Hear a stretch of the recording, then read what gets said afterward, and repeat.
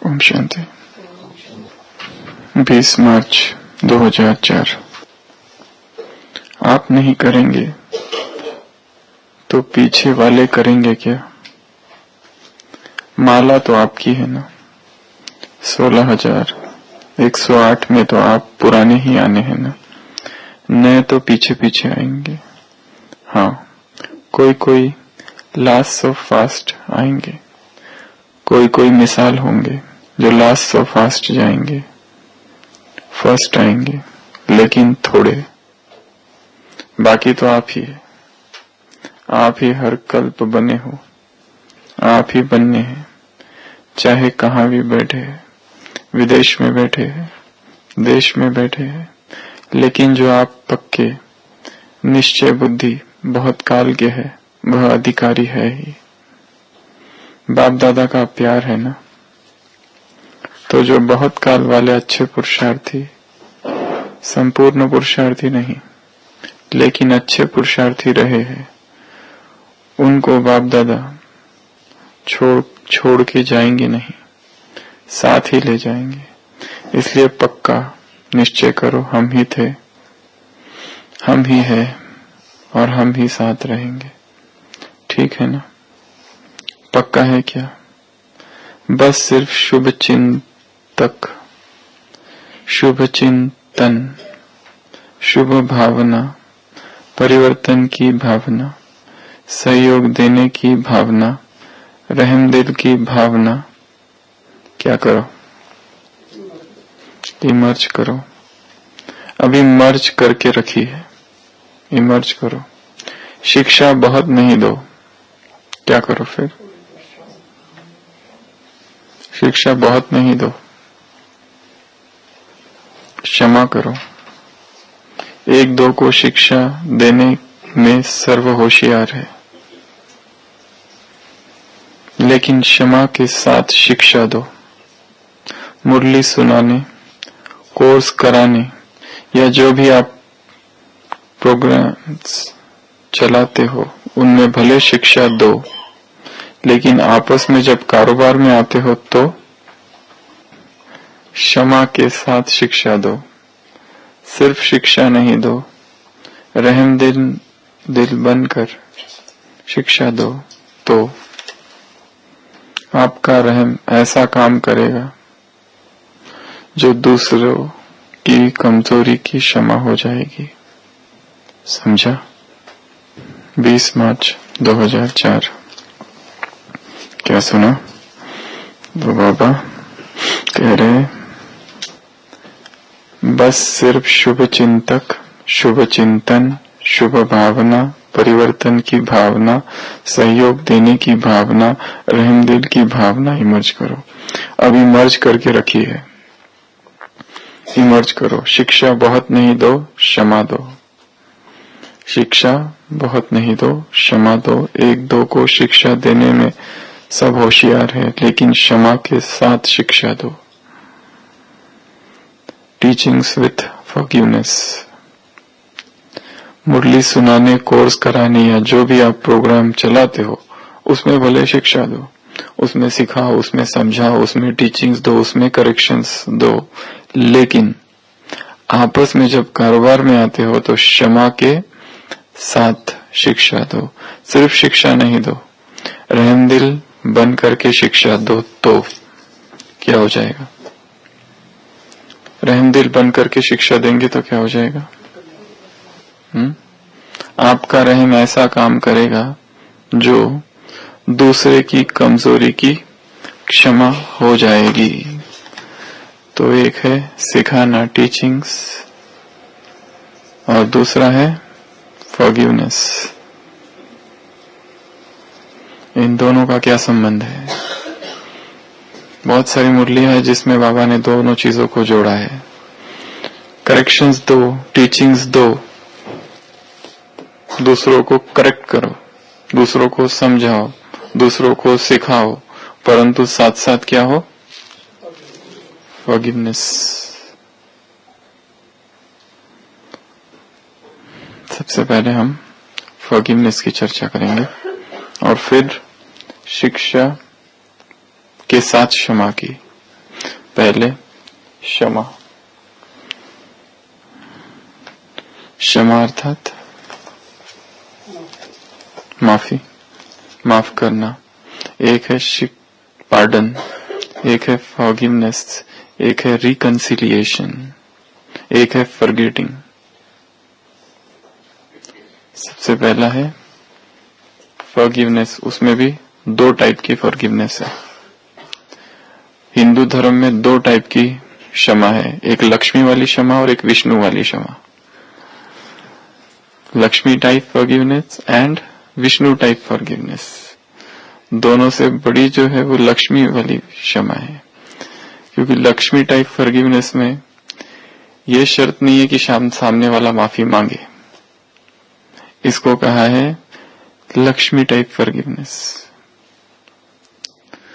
Vishnu type forgiveness थोड़ी दूसरी है। उसमें माफ करना है सामने वाले को, कब? जब वो माफी मांगे। जैसे इंद्र ने आके माफी मांगी, क्षमा कर दो, मैं तो बस ऐसे ही।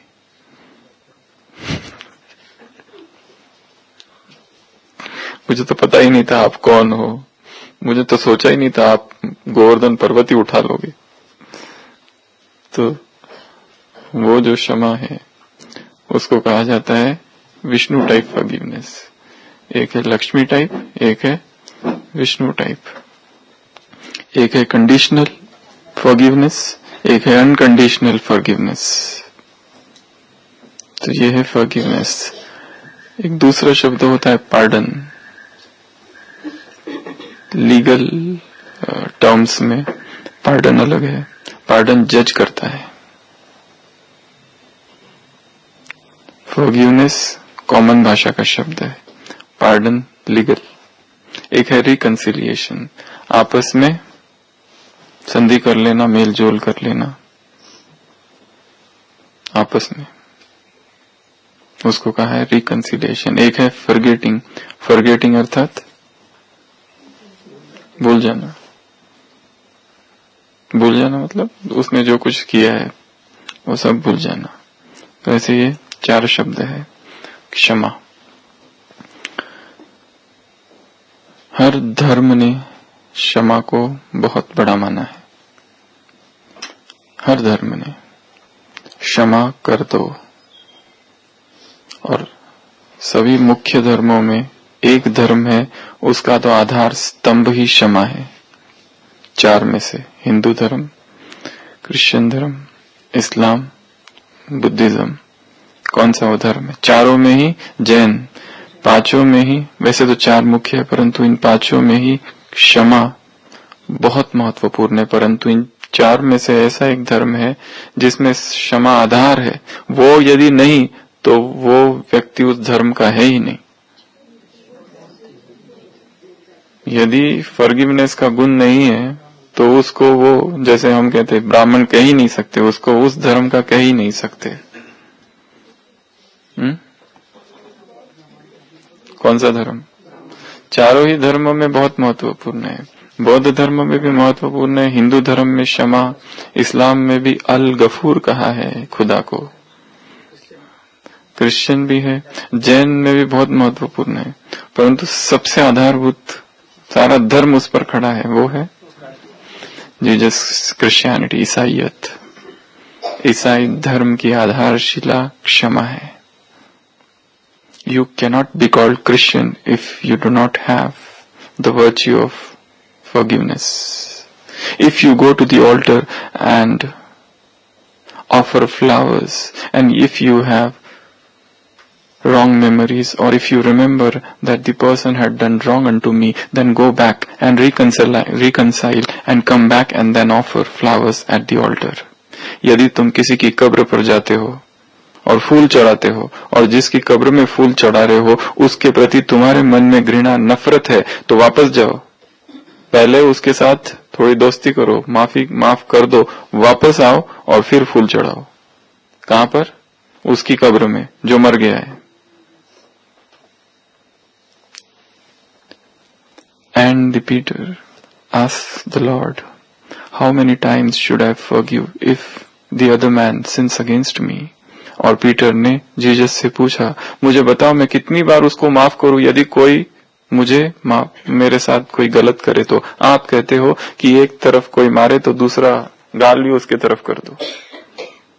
पीटर ने पूछा है Matthew chapter 18 verse number 21 to 35 कि मुझे बताओ कि कब तक मैं माफी करूं यदि कोई बार बार मेरे साथ गलत करे। क्या 7 बार माफी करूं? खुद ही पूछता है, लीडिंग क्वेश्चन। क्योंकि अगर जीसस कहे कि 7 बार माफ कर दो तो वो 8वां बार का जो वार होगा वो बहुत खतरनाक होगा।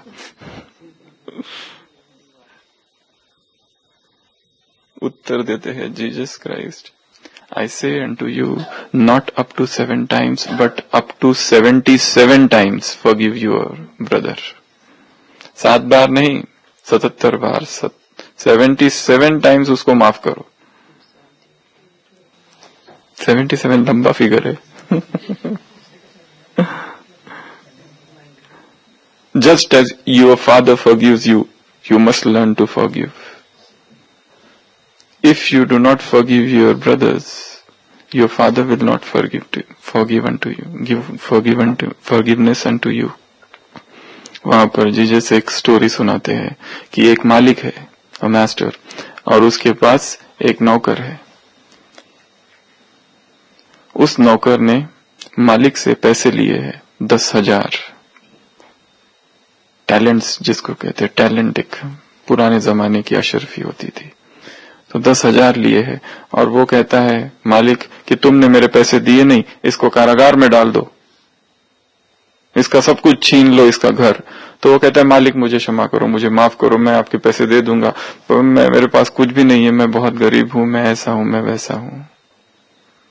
And the master is moved to compassion, और मास्टर के हृदय में करुणा भर जाती है बेचारा, और उसको छोड़ देता है।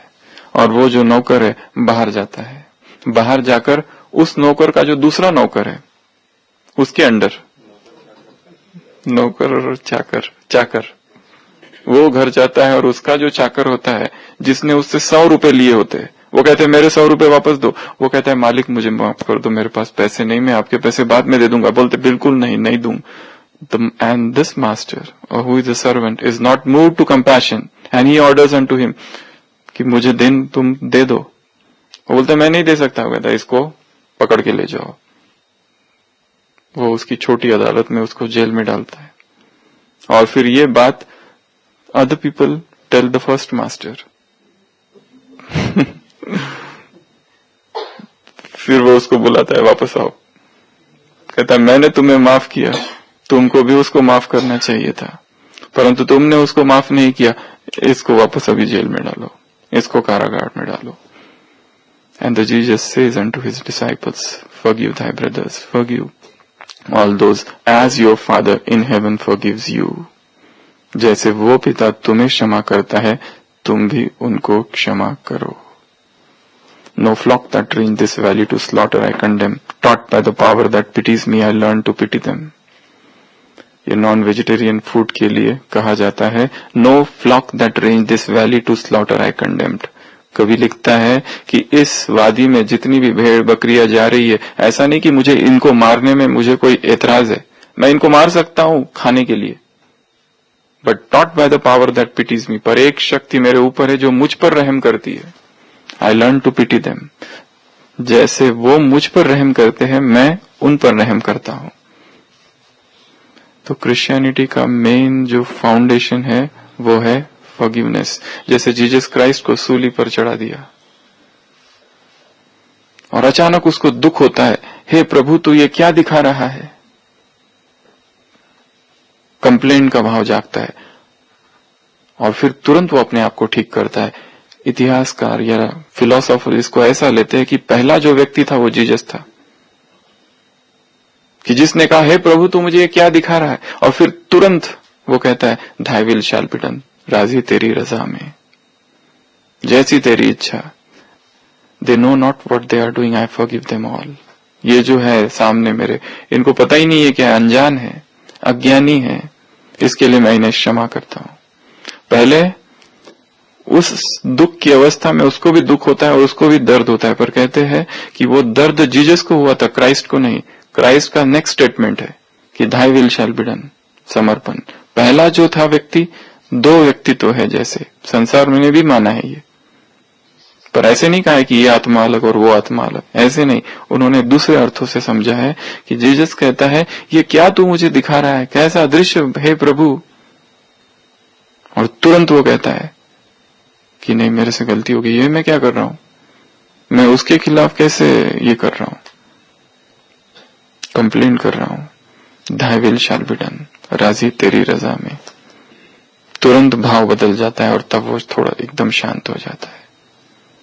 जाई विधि राखे राम, ताई विधि रहिए, जैसा वो रखे जिस हाल में रखे, होई सोई जो राम रचि राखा, को करे तर्क बढ़ावे शाखा। क्यों ये चेन, ये बॉन्डेजेस, ये शाखा बढ़ा रहे हो, को करे तर्क, क्यों तर्क वितर्क कर रहे हो, thy will shall be done, तेरी इच्छा।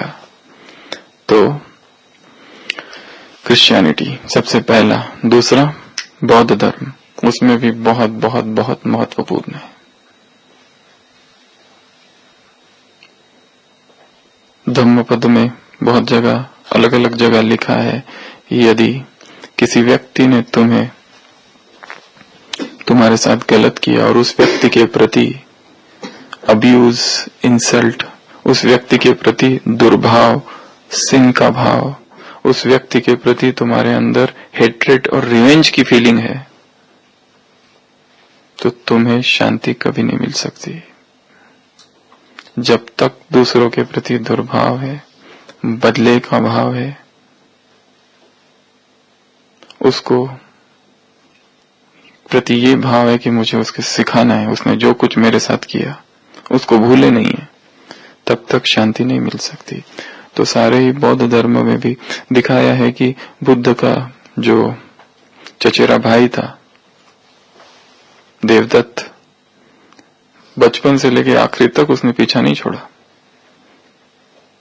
जब बुद्ध ने संन्यास ले लिया और बुद्ध का अपना एक बहुत बड़ा संघ बन गया, वो देवदत्त जो था वो भी, उसने भी संन्यास लिया, उसका भी अपना एक संघ बना। वो बुद्ध का शिष्य था, बाद में उससे निकलकर वो उसने अपना एक संघ बनाया। बुद्ध को मारने का प्रयत्न किया, पागल हाथी छोड़े, पत्थर गिरवाए, बहुत कुछ किया। अजात शत्रु को अपनी तरफ करने की कोशिश की, जो राजा था, परंतु बुद्ध ने उसको हमेशा माफ कर दिया, चाहे वो कुछ भी करे, अनजान है, परवश है, अंडर इन्फ्लुएंस है। तो बौद्ध में धर्म में भी बहुत महत्वपूर्ण है। फिर है हिंदू धर्म। हिंदू धर्म में कहते हैं क्या, क्षमा। क्षमा, सीता का उदाहरण दिखाते हैं। सीता ने उन सभी को क्षमा किया जिसने उसे लंका में सताया था। शोक वाटिका जो दिखाई है, जिन जिन ने उसको सताया था वहां पर, उस सभी को क्षमा करते हुए उसके कुछ वाक्य है कि मैं उन सभी को क्षमा करती हूं।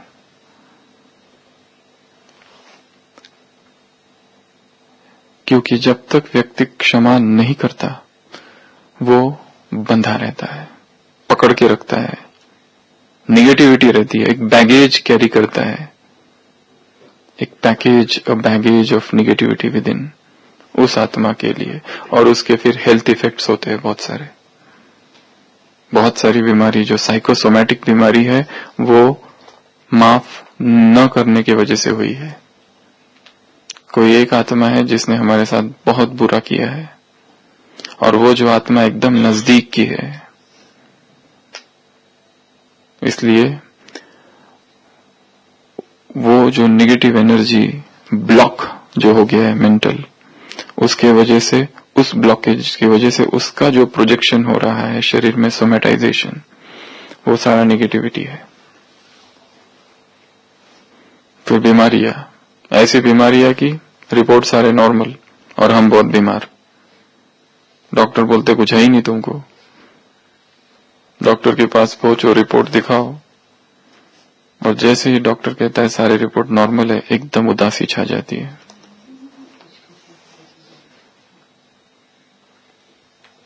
कुछ तो होगा, वो दिख रहा है हीमोग्लोबिन 14 दिख रहा है, उसमें लिखा है 17 तक नॉर्मल है, कहीं वो तो कारण नहीं है।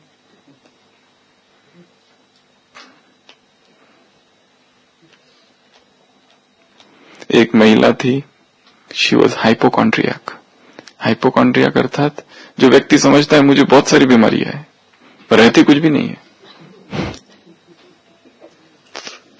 विदेश की वही महिला भिन्न भिन्न डॉक्टर्स के सारा मेडिकल का दिन रात पढ़ते रहते हैं, गूगल में जाके पढ़ते ही रहते हैं, और जैसी वहां बीमारी है उसका स्टडी करते हैं। अपेंडिक्स यहाँ होता है और फिर उनको यहाँ दर्द चालू होता है, और बराबर वही दर्द लेके डॉक्टर के पास जाते हैं, फिर अपना अपेंडिक्स का ऑपरेशन करा लेते हैं, फिर दूसरी बीमारी की स्टडी करते हैं, फिर जहां जो बीमारी का स्टडी होते फिर गॉल स्टोन का दर्द, फिर उसको निकाल लेते हैं, फिर जैसे जैसे सिम्टम्स होते वैसे वैसे उनको होने लगते हैं, उसका डीप स्टडी करके वैसे ही डॉक्टर के पास जाते हैं और अपना अलग अलग ऑपरेशंस कराते हैं। मंचाउसन सिंड्रोम एक बीमारी है जिसमें ऐसा करता है व्यक्ति। तो वो महिला भी सारे मेडिकल फील्ड और डॉक्टर्स को परेशान कर रखा था, और फिर एक दिन उसकी मृत्यु हो गई। सबने डैश डैश डैश, परंतु जाते समय उसने काम कर दिया। क्या किया होगा? अपनी कब्र पर कुछ लिखा कर गई, और वो कब्र पर लिखा हुआ वाक्य सारे डॉक्टर्स को हॉन्ट करते रहा। हॉन्ट अर्थात भूत की तरह सताता रहा, पीछे पड़ा रहा। उसने लिखा कर गई कि now you will believe that I was sick. अब तुम मानोगे कि मुझे बीमारी थी, क्योंकि तुम लोग हमेशा कहते थे ना मुझे कुछ नहीं है, मुझे कुछ नहीं है। अब देखो मर गई ना।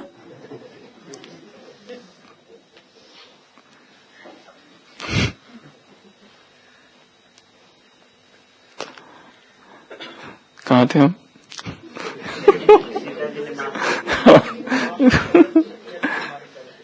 हाँ, बीमारी माफ नहीं करते तो फिजिकल इफेक्ट्स होते हैं, फिजिकल इफेक्ट्स। तो हिंदू धर्म में भी क्षमा का बहुत महत्व है। वैसे इस्लाम धर्म में थोड़ी सी छूट है, क्योंकि कहीं कहीं कहा है इन सम मेजर्स कि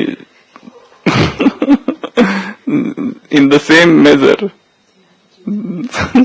उसको थोड़ा सा क्या शब्द कहे पता नहीं, परंतु ऑफर है, थोड़ी सी छूट है कि जैसा उन्होंने किया वैसा तुम भी करो। हाँ, थोड़ी सी मार्जिन है उसमें कि जैसा तुम्हारे साथ हुआ है वैसा ही तुमको भी करना है। हाँ, पर तुम माफ कर दो तो ठीक है। वो अल रहमान अल रहीम है, lord of compassion, god of compassion, god of mercy. Allah जो है ओशन है, मर्सी है। तो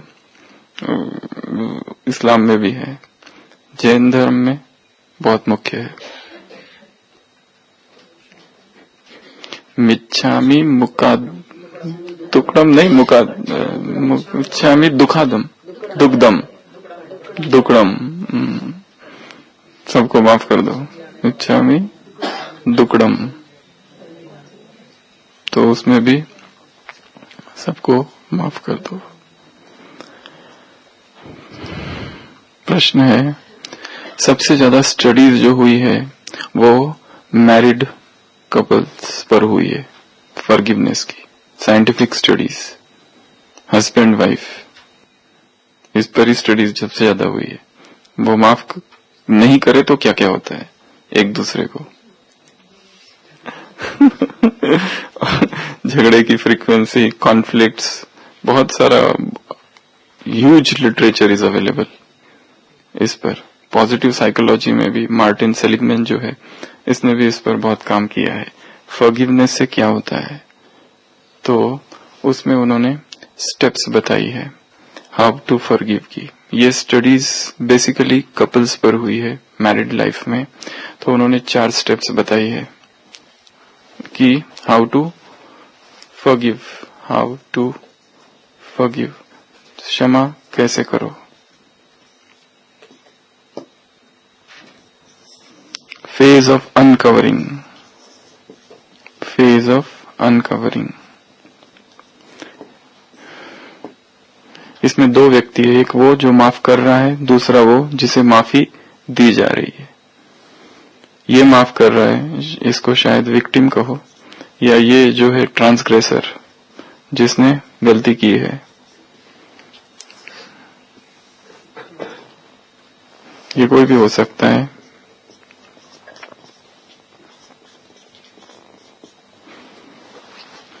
एक तो वो है जो माफ कर रहा है, दूसरा वो जिसने कुछ गुनाह कहो या गलती कहो वो की है।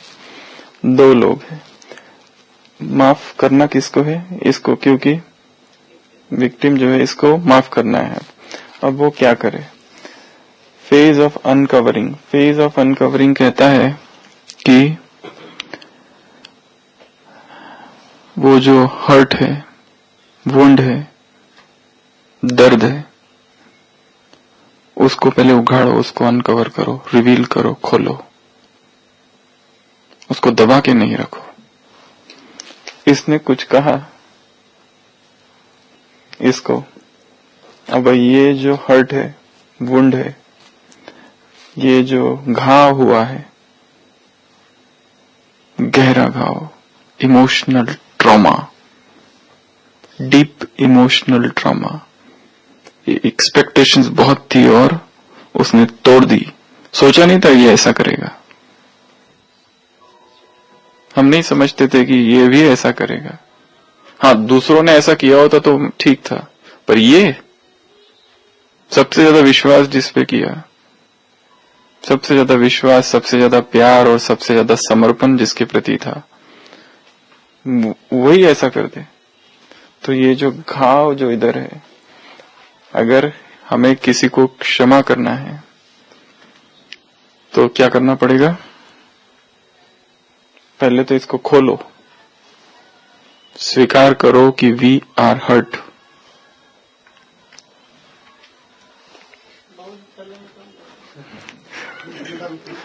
आई am hurt, I am wounded, I am traumatise.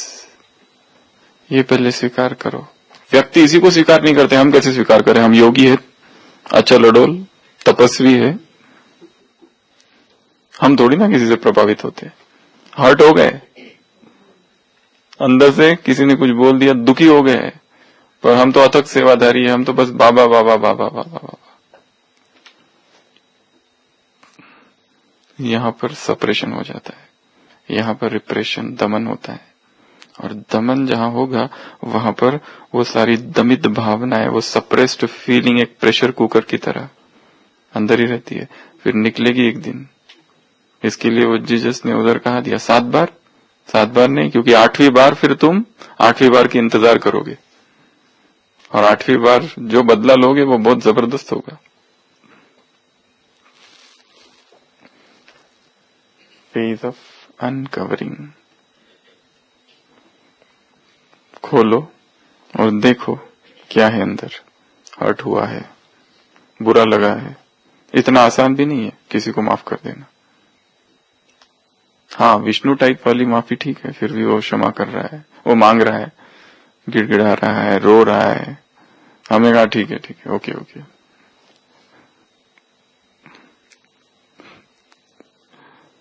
Sorry कर रहा है।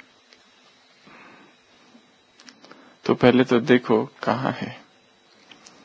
फिर दूसरा जो फेज है वो है decision phase,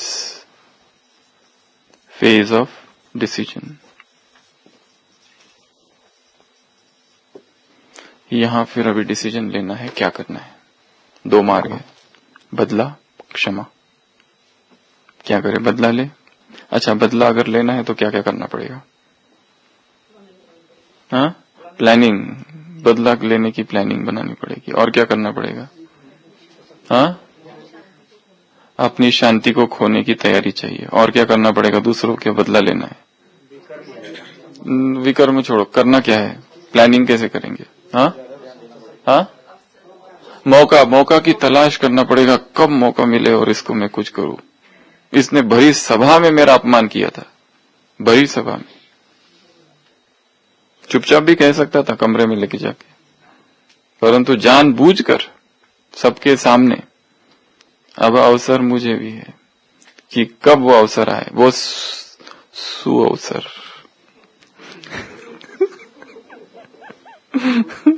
That auspicious moment, an eternal wait. शुभ दिन आयो। कब वो आएगा दिन और कब मैं अपनी प्यास बुझाऊंगा, और जब तक नहीं बुझाऊंगा तब तक शांति भी नहीं मिलेगी। आखिर वो दिन आया, आज ही वो दिन है, वो सुअवसर। तो उसकी प्लानिंग करनी पड़ेगी, इंतजार करना पड़ेगा, और क्या करना पड़ेगा? हाँ, उसकी कमियां ढूंढ, जासूस लगाने पड़ेंगे कुछ आसपास कि बताओ वो क्या क्या करता है, कहाँ कहाँ जाता है, और क्या करना पड़ेगा। नहीं, करना क्या क्या है वो बताना है। हाँ, हमारे से फोकस हट जाएगा और फोकस उधर चला जाएगा। शिफ्ट ऑफ फोकस, इसको कहते हैं shift of focus. Focus shift हो जाएगा, अब सब उसी को देखने लगे, उसी की अवगुण क्या क्या है सब वही दिखने लगेगा, क्योंकि ठान लिया अवगुण देखना है तो अवगुण ही दिखेंगे, चाहे कितने भी अच्छा हो वो, पर हमको जो दिखेगा अवगुण ही दिखेगा। उसने कुछ भी किया हो हम सोचेंगे देखा नाम मान शान के लिए करता है ये सब, कुछ भी करे हम अवगुण ही देखेंगे। और बदला लेने के लिए प्री रेक्विजिट्स, हाँ, सशक्त, हाँ, शक्तिशाली बनना पड़ेगा। क्योंकि वो जितना शक्तिशाली है उससे ज्यादा शक्तिशाली मुझे बनना पड़ेगा। और कमलेश भाई क्या करना पड़ेगा? उसके दुश्मनों से दोस्ती करनी पड़ेगी। दुश्मन का दुश्मन दोस्त, तो दुश्मन से उसके दुश्मनों की लिस्ट बनानी पड़ेगी। ये सब चाणक्य नीति में आता है। अगर हराना है तो दुश्मन के दुश्मन ढूंढो और उनसे दोस्ती करो, तो ही उसको हरा सकते हो। और मैकिवेली, विदेश जैसे भारत में चाणक्य है वैसे विदेश में मैकिवेली है। उसने ये सारी स्ट्रेटेजीज लिखी है अपने किताब द प्रिंस में, क्या क्या करना चाहिए। जैसे भारत में चाणक्य नीति है ना, वैसे तो चाणक्य तो मैकिवेली ऑफ इंडिया कहते हैं, वो चाणक्य से भी ऊपर समझते हैं उसको। वो क्या कहते हैं, डिप्लोमैट्स, राजनीति, कूटनीतिज्ञ। कैसी चाले चले कि जिसमें सामने वाला फंस जाए, ट्रैप हो जाए एकदम, ऐसा कि सामने वाले को पता ही नहीं चले, ऐसा फंसा दो उसको। पर हाँ, वो करते करते खुद भी फंस जाते हैं, वो दूसरी बात है। What a tangled web we weave when we first practise to deceive. कवि लिखता है कि कैसा जाल हमने बुना दूसरों को फंसाने के लिए कि खुद ही मैं फंस गया हूं उसमें। What a tangled web we weave when we first practise to deceive. तो ये एक मार्ग है। दूसरा मार्ग है अब क्षमा का। यहां पर क्या करना पड़ेगा? फेज ऑफ डिसीजन, निर्णय लेना पड़ेगा कि मुझे इस मार्ग पर नहीं जाना है, क्योंकि टाइम बहुत वेस्ट हो रहा है इसमें। वो प्लानिंग बनाने के लिए सारा ज्ञान, योग, धारणा, सेवा सब छोड़नी पड़ेगी। एकांत में जाना पड़ेगा चिंतन करने के लिए, प्रकृति के सानिध्य में। चिंतन थोड़ा अच्छा चलेगा, कैसे प्लानिंग बनाओ। और फिर उसका परंतु परिणाम भी पता नहीं क्या होगा। ये सब प्लानिंग करने के बाद में भी सक्सेस होगी कि नहीं पता नहीं, अनिश्चितता है बदला में। दूसरा डिसीजन है phase of decision. Phase of decision अर्थात यहाँ पे हम डिसाइड कर रहे हैं कि नहीं, ये मार्ग में हम नहीं जाएंगे। मुझे क्या करना है? माफ करना है। If ye forgive, your father shall forgive you. यदि तुमने माफ किया तो तुम्हारे पिता तुमको माफ करेंगे। जैसे तुम्हारे पिता ने तुम्हें माफ किया, तुम भी उनको माफ कर दो। क्या बाप ने ये देखा तुमने क्या क्या पाप किए हैं? अगर कोई भगवान के पास नया नया बच्चा आ जाए और बाबा के सामने आए तो बाबा उसको ऐसा करते, हे पुराने पापी आ गए, अब देखता हूं मैं बहुत ग्लानि की तुम्हारी, पहले तो वो माफी मांगो तुम, पहले माफी मांगो, बाद में मुरली विरली बाद में। फर्स्ट आस्क फॉर पार्डन, उसके बाद में देखूंगा तुम्हारा क्या करना है, पालना, झूला, वो प्राप्तियां, अमृत, औषधि, वो सब बाद में। फर्स्ट माफी। दो चीजों के लिए तो तुमको माफी मांगनी है सार्वजनिक, एक तो सर्वव्यापी और दूसरा मेरी जगह पर, उसका नाम क्यों डाला? ये तो उसके एकदम यहाँ की बात है, सबसे गहरी बात है। He is very emotional about this point कि मेरी जगह पर जो मैंने किताब लिखी और उसका नाम डाल दिया। राइटर ऑथर मैं हूं, सर्मनाइजर आई एम द सर्मनाइजर, और नाम उसका, महिमा उसकी चल रही है संसार में। ये नहीं सहन, बाकी सब ठीक है, सहनशीलता का वैसे मैं सागर हूं, पर ये बात जो तुमने कर दी है, एक एक एक से चुन के गिन गिन के हिसाब लूंगा। जिस जिसने, साकार महावाक्य है बाबा ने, जिस जिसने मुझे सर्वव्यापी कहा, एक को भी नहीं छोड़ूंगा।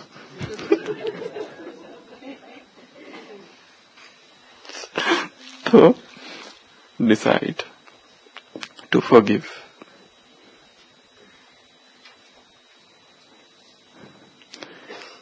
वो सूफी लिखता है कि मेरे पाप अनंत है, पर तेरी कृपा भी अनंत है, तू ही माफ कर सकता है। मेरे पाप अनगिनत है, पर क्या तेरी कृपा अनगिनत नहीं, अनंत नहीं? हरि अनंत, हरि कृपा अनंता। तो डिसीजन लेना है कि सामने वाला, रिगार्डलेस कि वो माफी मांगे या न मांगे, चाहे उसे रियलाइज हुआ है या नहीं हुआ है, हम माफी मांग दे कर रहे हैं किस लिए? क्योंकि हमें खुद के लिए, क्योंकि यहाँ हर्ट है, यहाँ बेचैनी है। जब तक उसको हमने माफ नहीं किया है, अंदर में घृणा है, नफरत है, प्रेम नहीं है, हेट्रेड, ग्रज, ये जो भाव है ये बेचैन करे रखता है, कभी भी शांति से बैठने नहीं देगा, कुछ भी करने नहीं देगा।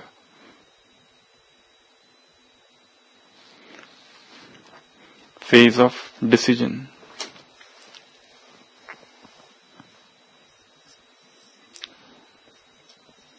फिर है एक दूसरा नाम है इसको, work phase, phase of work.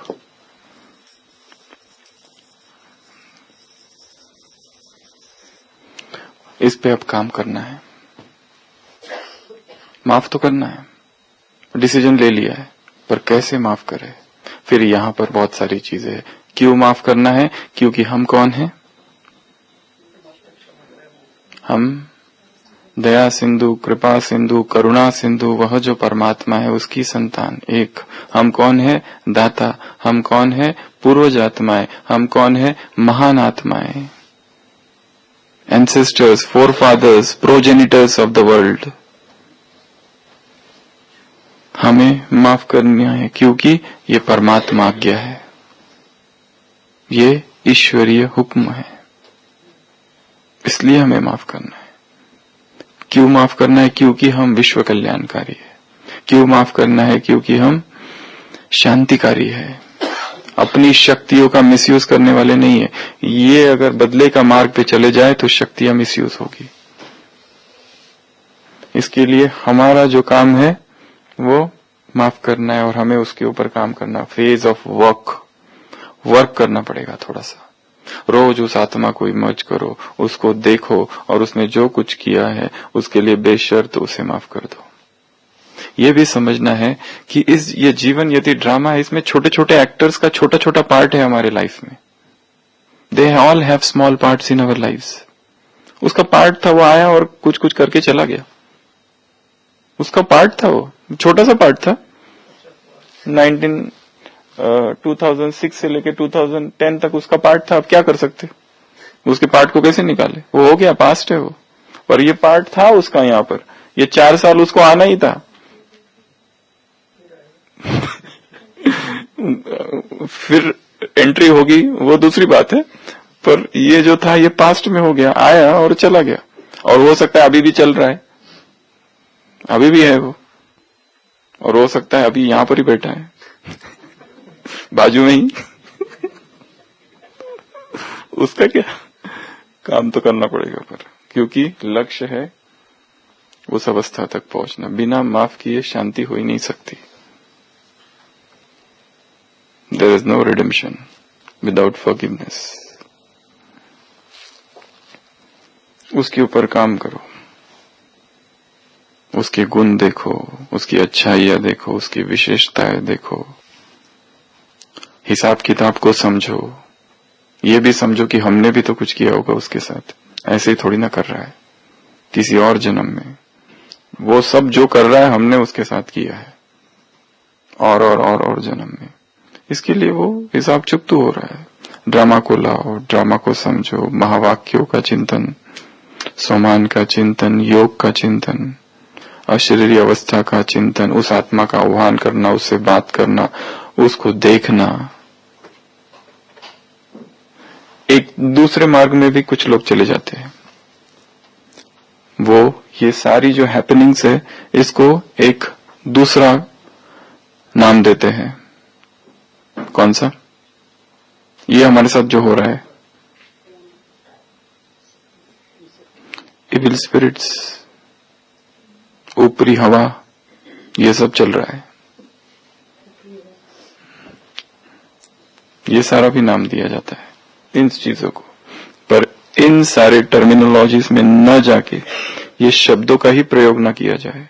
जैसे ही इविल स्पिरिट, इविल सोल, इस शब्दों में ही निगेटिविटी समाई हुई है। मतलब आप एक एग्जिस्टेंस क्रिएट कर रहे हो कि वो कोई है और उनका ये इन्फ्लुएंस है, उनके वजह से ये सारा हो रहा है, कोई कुछ कर रहा है। ये भी एक मार्ग है, परंतु ये भी बहुत खतरनाक मार्ग है। इसमें एक बार घुसने के बाद निकलना बहुत मुश्किल है, क्योंकि फिर धीरे धीरे व्यक्ति जो हैपनिंग्स है, जो इवेंट्स है, उनको इनके साथ जोड़ने लगता है। उनका इनसे कोई संबंध नहीं है, पर जोड़ता उसी से है कि इसकी वजह से हुआ, उसकी वजह से हुआ। तो फेज ऑफ वर्क, और फिर है फेज ऑफ डीपनिंग। डीपनिंग जो फेज है, इसमें this is known as Enright's theory of Enright's phases of forgiveness. Enright नाम का एक व्यक्ति था जिसने ये निकाले थे phases. This is basically applicable to couple, तो पर सबके लिए है। ये तीसरी फेज में हम उन लोगों को ये भाव लाते हैं कि मैंने भी तो किसी के साथ ऐसा किया और उसने मुझे क्षमा कर दी। अभी मैं किसी को क्षमा कर रहा हूं, पर मेरे साथ मैंने भी तो ऐसा ही किया था, तो मेरे सीनियर्स ने मुझे भी तो क्षमा कर दी थी, नहीं तो मैं आज कहीं और होता। इसलिए मुझे भी उनको क्षमा करना है। ये डीप रियलाइज करना है यहाँ पर इस फेज में, ये सारी चीजें, कि इसके पहले मैंने गलती की थी तो उसने भी तो क्षमा कर दी थी। जैसे एक बार उदाहरण दिया था, एक पति और पत्नी दोनों एक पार्टी में जाते हैं, और पति जो होता है पहली बार थोड़ी सी शराब पी लेता है, और थोड़ा ज्यादा ही पी लेता है। वैसे कभी नहीं पीता है, पहली बार ही पिया। अब वो थोड़ा सा हंगामा जो भी करता है उधर, फिर पत्नी उसको आके बहुत डांटती है, और फिर हर दिन उसको रिमाइंड कराती है कि तुमने ये गलती की थी, मैं तुम्हें क्षमा करती हूँ, पर तुम ये मत भूलना कि मैंने तुम्हें माफ किया है। और कई सालों तक उसको रोज यही रिमाइंड कराती रहती है कि तुमने ऐसा किया था और मैंने तुम्हें माफ किया था। मैंने माफ कर दिया वो ठीक है, पर तुम ये मत भूलना कि मैंने तुम्हें माफ किया। एवरी डे रिमाइंडिंग, सालों तक तो रोज एक ही, ऐसी माफी भी नहीं। डीपनिंग फेज अर्थात जिसमें हमने उस व्यक्ति को एक्सेप्ट कर लिया है, उसकी इमोशनल स्टेट भी समझना है, उसकी क्या इमोशनल स्टेट है। तो ये सारी फेजेस है फॉरगिवनेस के। अब बाबा कह रहे शिक्षा जब दे रहे हो तो क्षमा के साथ दो। ये उनके लिए कहा गया है जब हम किसी को टीच कर रहे हैं और वो सीखता ही नहीं जल्दी, बार बार गलतियां करता है, बार बार उसे चूक होती है। उसको एक बार समझाओ गड़बड़, दूसरी बार समझाओ, प्यार से बहुत समझाया कि भाई ऐसे नहीं, ऐसा करना चाहिए, फिर भी गड़बड़, फिर तीसरी बार, चौथी बार, पांचवी बार, छठवीं बार, 10वीं बार, और फिर हमने मार्ग बदल दिया। फिर हमने सोचा ये पेरेंट्स और चिल्ड्रन, इनके लिए बहुत एप्लीकेबल है कि उनको सिखाते रहते हो, सीखते नहीं। शायद टीचिंग की मेथड ही गलत है। शायद we need to improve upon method of teaching. जिस ढंग से हम सिखा रहे हैं उसको भी ठीक किया जा सकता है। तो टीच तो करो, शिक्षा तो दो, पर केवल किसी को शिक्षा पसंद नहीं आती है। उस शिक्षा के पीछे कल भी कहा था, भावनाएं, फीलिंग्स क्या है, वो बहुत ज्यादा मैटर करती है। किस फीलिंग से सिखाया जा रहा है? इस फीलिंग से सिखाया जा रहा है कि मैं बड़ा हूं तुम छोटे हो। इस फीलिंग से कि ये मुझे आता है तुमको नहीं आता है, मैं राइट हूं तुम रॉन्ग हो। ये जो फीलिंग है सिखाने की, यहां पर there won't be any success, rather there would be retaliation. बदला होगा, सामने वाला अवसर ढूंढेगा तुमको सिखाने का जब तुम गलती करोगे तो। इसके लिए एकांत में सोमान अव्यक्त मुरली है बाबा की 3 स्टेजेस। अगर किसी को ठीक करना है, करेक्शन देने हैं तो क्या करो? सबसे पहले खुद सोमान में स्थित हो जाओ। कौन सी मुरली है? 87 की मुरली है। पहले शायद एक सोमान में स्थित हो जाओ, मैं महान आत्मा हूं, मैं पूर्वज आत्मा हूं। सेकंड स्टेप, उस आत्मा को सोमान में स्थित कराओ जिसको ठीक करना है, जिसने अभी अभी बहुत बड़ी गलती की है, ऐसी गलती की बस अभी उसको डांटने ही वाले है कि तुम्हारी हिम्मत कैसी हो, तुमने ये किया ही कैसे, इतना बार समझाया फिर भी तुमको समझ में नहीं आता है। कौन से सेंटर से आए हो? तुम्हारी बहन जी ने यही सिखाया क्या तुमको?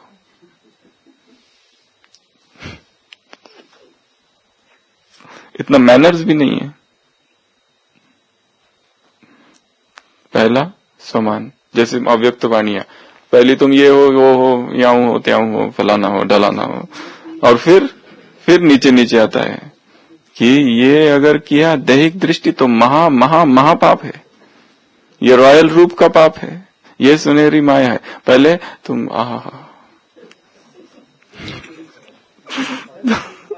तुम ऐसे हो, सभी अधिकारी बच्चे हो, महान हो, श्रेष्ठ हो, पूज्य हो, विशेष हो, शुद्ध हो, पवित्र हो, और बाद में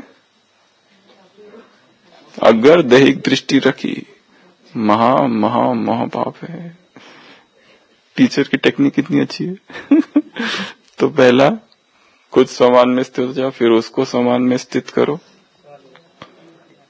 और उसके बाद ये हो गया हल चलाना। बाबा ने उस मुरली में कहा है ये है हल चलाना, फिर बीज डालो, और वो भी शांति से, तुरंत उसी मोमेंट पर सिखाना नहीं उसको, बाद में थोड़ा सा। पहले एनेस्थीसिया, हाँ, ऑपरेशन डायरेक्ट नहीं करो, नहीं तो चिल्लाएगा व्यक्ति बिना एनेस्थीसिया के। पहले थोड़ा सा सुन कर दो उसको, फिर उसके बाद में उसको समझाओ। क्या समझाएंगे उसको?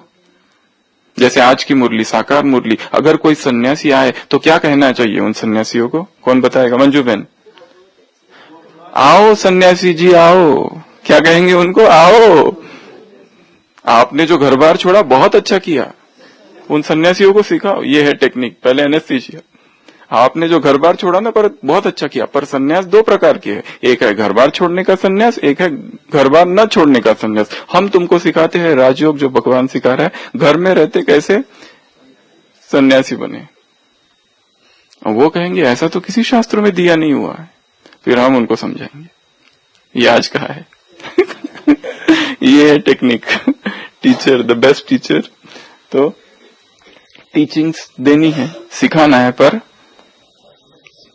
ठीक है, उससे गलती हुई फिर सिखाओ, गलती हुई फिर सिखाओ, गलती हुई फिर सिखाओ। ये हमारे धैर्य की परीक्षा है। This is the litmus test of our patience to teach children, basically किसी को भी सिखाना। अर्थात जरूरी नहीं है कि तुमने जैसे तुम कहते हो कि हम जब आए थे तो 10 दिन में सारा सीख लिया था, और इसको तुम 15 दिन से अभी तक नहीं सीख पाए। अरे तुम्हारी जैसी लगन उसमें नहीं है। तुम जैसे आए थे वैसे वो नहीं आया है। जैसी तुम्हारी कुशाग्र बुद्धि है, फटाफट ग्रहण कर लेती है, वैसे उसकी होना जरूरी थोड़ी है। जैसे तुम अपना उदाहरण देते, अरे हम जब आए थे ना तो हम तो ऐसे करते थे, वैसे करते थे, हम जब थे ना हम ऐसे। हमारे मेडिकल फील्ड में ये बहुत ज्यादा कॉमन है। जो भी नए डॉक्टर जूनियर्स आते हैं ना, उनको हम यही सिखा, मतलब हम अरे हम जब थे तुम्हारे जैसे, हमने ये 3 दिन में सीख लिया, तो तुम इतना 3 महीने से हो यहाँ पर, अब तक नहीं सीखे। हम लोग इतना फास्ट सीखे थे, तुम लोग क्यों नहीं सीख पाते? हम लोग ये ऐसा करते थे, अभी तो जा रहे पीछे देखा तो गायब, व्यक्ति ही गायब है, कहाँ चले जाते पता ही नहीं चलता है, अभी अभी है और अभी अभी गायब। तुम में वो सीखने की हम में जैसी लगन थी, इनमें है ही नहीं। तो तुम अलग थे, ये अलग है, तुम्हारी बुद्धि अलग, इनकी बुद्धि अलग, ये भी समझना है। हर एक की बुद्धि अलग अलग है, अपनी अपनी है, तुम्हारे जैसी शक्तिशाली नहीं हो सकती सबकी, सभी तुम्हारे जैसे वैरागी तपस्वी नहीं हो सकते, सभी तुम्हारे जैसे योगी नहीं हो सकते, भोग विलास और वासनाओं में फंसे हैं, अभी अभी निकल रहे हैं धीरे धीरे। तो ये है टीचिंग्स के साथ फॉरगिवनेस। ओम शांति।